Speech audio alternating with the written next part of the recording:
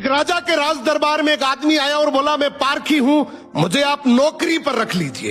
राजा बोला, नौकरी पे तो रख लूंगा, पर तनख्वाह 1 रुपए नहीं दूंगा, सिर्फ 1 पाव गुड़ और घुंघरे मिलेंगे। पारखी बोला, ठीक है हुजूर। कुछ ही दिन बाद राजा एक घोड़ा खरीद कर लाए। उन्होंने पारखी से पूछा, बताओ इस घोड़े के बारे में क्या कहते हो।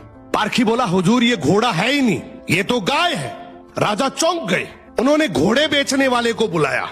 उसने कहा, साहब बात तो सही है तो घोड़ा ही, लेकिन बचपन में ही इसकी मां मर गई थी, इसे गाय का दूध पिलाया गया था, इसलिए इसकी आदतें गाय जैसी है। राजा ने हैरानी से पारखी से पूछा, तुम्हें ये सब कैसे पता चला। पारखी बोला, हुजूर जब ये चल रहा था तो नीचे मुंह झुकाकर घास खा रहा था, घोड़ा हमेशा ऊपर गर्दन उठाकर खाता है, मैंने इसकी आदतों से पहचाना।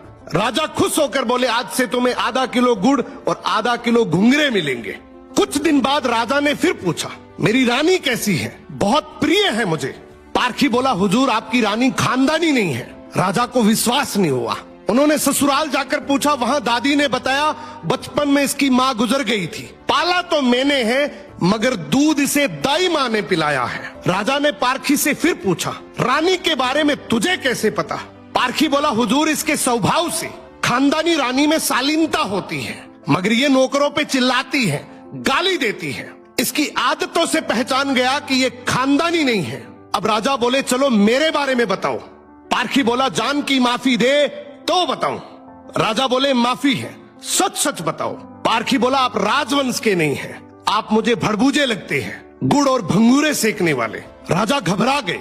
जाकर अपनी माँ से पूछा, माँ सच बताओ वरना मैं मर जाऊंगा। माँ रोते हुए बोली, बेटा बात तो सच है, जिस दिन तू पैदा हुआ था उसी दिन महल के पास एक भड़बूजे का भी बेटा पैदा हुआ था, तू मर गया था और मैंने राजवंश बचाने के लिए उसके बेटे को लिया, वो तू है।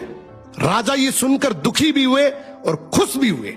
इंसान की पहचान उसके चेहरे, कपड़े या खानदान से नहीं होती, उसके चरित्र से होती है। किसी को भी केवल उसकी शकल, सूरत, पद या घर देखकर मत परखो, उसकी आदतें, उसका व्यवहार ही उसका असली परिचय है।